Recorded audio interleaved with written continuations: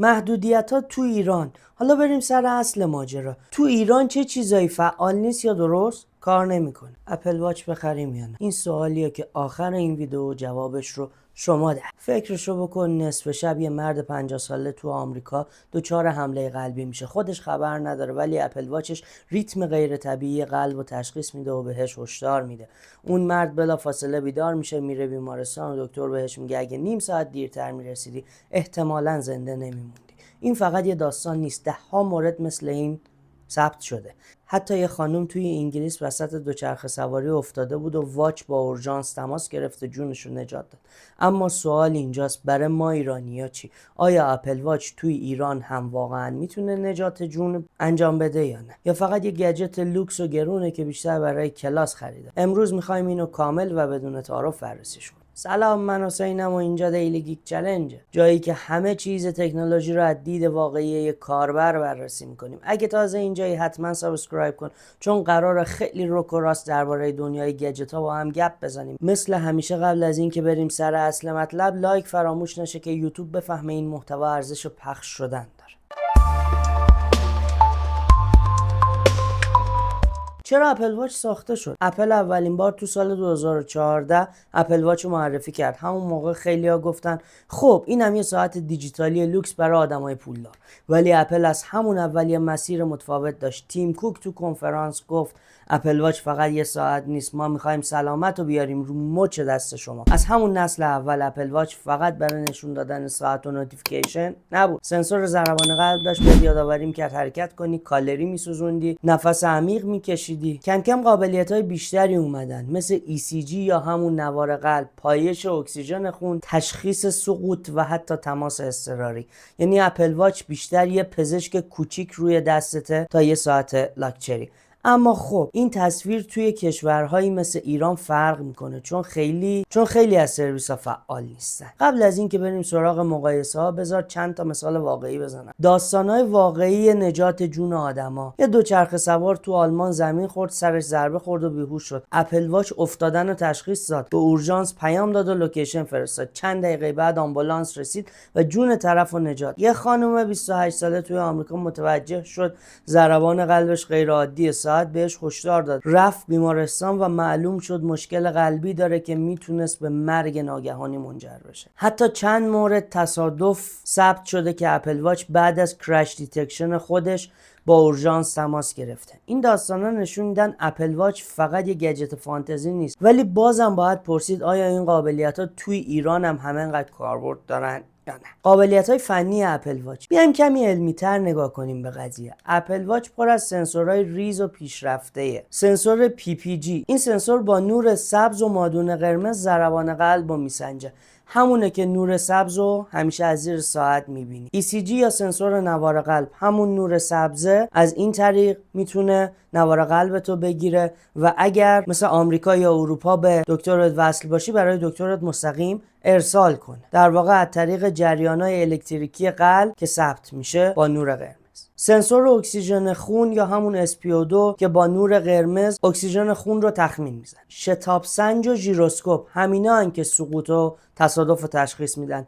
یعنی تکنولوژی پشت اپل واچ واقعا پیچیده است و دلیل قیمت بالاش همینه. اما مشکل کجاست؟ اینکه خیلی از این امکانات به خاطر محدودیت‌های منطقه‌ای تو ایران غیر فعال میشن. محدودیت‌ها تو ایران. حالا بریم سر اصل ماجرا. تو ایران چه چیزایی فعال نیست یا درست کار نمیکنه؟ ECG به خاطر قوانین پزشکی تو خیلی از کشورها فعال نیست، ایران هم طبیعتاً جز بشه. پیام اورژانسی به پلیس یا اورژانس ایران وصل نمیشه، فقط میتونی شماره آشناها رو بهش بدی. تشخیص تصادف یا کرش دیتکشن تو تصادف میتونه به کانتکتت زنگ بزنه، ولی اورژانس نه، چون اون به زبان انگلیسی صحبت میکنه و ممکنه اپراتور اورژانس نتونه باهاش ارتباط بگیره. اپل پی یا اپل ولت قطعا تو ایران بلا استفاده. امکانات هلث شیرینگ یا اشتراک گذاری اطلاعات با دکتر یا بیمه که اینجا اتفاق نمیافته. پس وقتی اینا رو کنار هم بذاریم میبینیم اون داستانای نجات بخش بیشتر برای کشورهای مثل آمریکا یا اروپا کاربرد داره.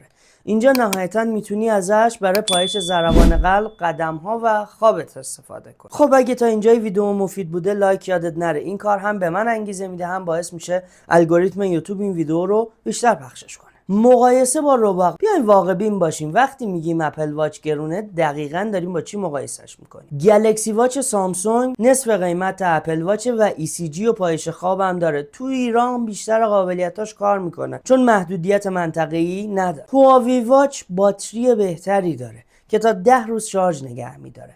اپلیکیشن سلامتی خودش هم داره، قیمتش هم پایین تر. شیائومی بند یا واچ مثل همین چیزی که دست منه، فوق العاده ارزون، قدم شما رو، خواب و ضربان قلب رو بهت میده. پس چرا اپل واچ هنوز خاصه؟ چون توی اکوسیستم اپل تعریف شده آیفون، مک، ایرپاد همشون با هم قفل میشن و تجربه میدن که هیچ کدوم از رقبا نمیتونن کپی کنن. اکوسیستم اپل اینجا باید به یه نکته طلایی اشاره کنیم، اونم اکوسیستم اپله. اگه مک داری، اپل واچ با نزدیک شدن قفل مک تو میتونه باز کنه، به شرط اینکه تو فاکتور داشته باشی. نوتیفا رو با آیفونت سینک میکنه، میتونی تماس بگیری یا پیام بدی بدون اینکه آیفون تو از جیبت در بیاری. برای الانی که سرقت‌های خیابونی زیاد شده خیلی مفیده. حتی قفل آیفون هم با ماسک تو کرونا توسط اپل واچ باز میشد. این تجربه یک پارچه چیزی نیست که سامسونگ یا هواوی بتونن کامل بدن. اینجا دیگه بحث قیمت نیست، بحث زندگی تو اکوسیستم اپله، چیزی که خیلی بابتش هزینه میکنه. قیمت و بازار ایران، بیایم حساب کتاب کنیم. اپل واچ سری 10 یا 11 تو ایران بین 20 تا 40 میلیون قیمتشه. اپل واچ SE ارزونتره ولی کلی قابلیت ها رو نداره. تو همین رنج قیمت میتونی یک گلکسی واچ بخری با باتری بهتر. ولی یه نکته رو بهتون بگم، گلکسی واچ از نسخه 3 به بعد با آیفون پیر نمیشه. یا حتی شیائومی بند هم میتونی بخری مثل همین چیزی که من دارم با هزینه 3 میلیونی برای کارهای ساده و خب البته سنسورهای سلامتیش. حالا اون سینک بودن با اکوسیستم رو نداره ولی خب چیز ارزشمندیه. این بندی هم که من دارم حدودا 10-12 روز شارژ بهم میده اگر آلویزانش رو خاموش کنم.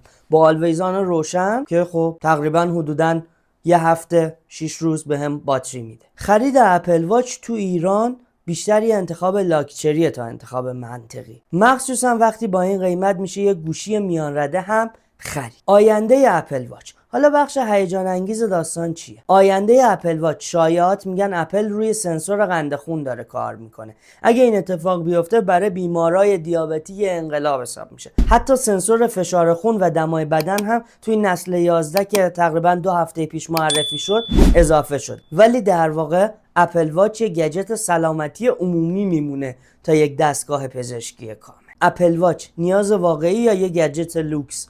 بیایم رو راست باشیم، برای کاربر ایرانی اپل واچ بیشتر یه گجت لوکس و تکمیلیه تا یه منجی. کسی که فقط میخواد قدماشو بشماره یه شیائومی بند مثل من براش بسته. کسی که دنبال باتری قوی‌تر و قیمت بهتره میره سراغ هواوی یا سامسونگ. ولی کسی که آیفون و مک و ایرپاد داره حس میکنه بدون اپل واچ اکوسیستمش ناقصه. پس خرید اپل واچ تو ایران بیشتر به سبک زندگی و سلیقه تو بستگی داره تا نیازهای حیاتی. خب جمع‌بندیش کنیم، اپل واچ تو دنیا واقعا جون خیلی ها رو نجات داده ولی تو ایران بیشتر یه گجت لوکس و مکمل آیفونه. اگه دنبال اکوسیستم و یک پارچگی هستی بخرش.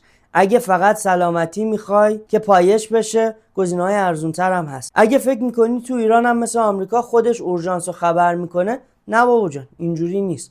حالا میخوام از تو بپرسم، به نظر تو اپل واچ ارزش خرید داره یا نه؟ برام تو کامنت ها بنویس، چون تو ویدیوهای بعدی میخوام نظر شما رو هم بخونم. و یادت نره لایک و سابسکرایب کنی تا با هم بریم سراغ مقایسه بعد. من حسینم و اینجا دیلی گیک چالنجه. تا ویدیوهای بعدی خوب باشید.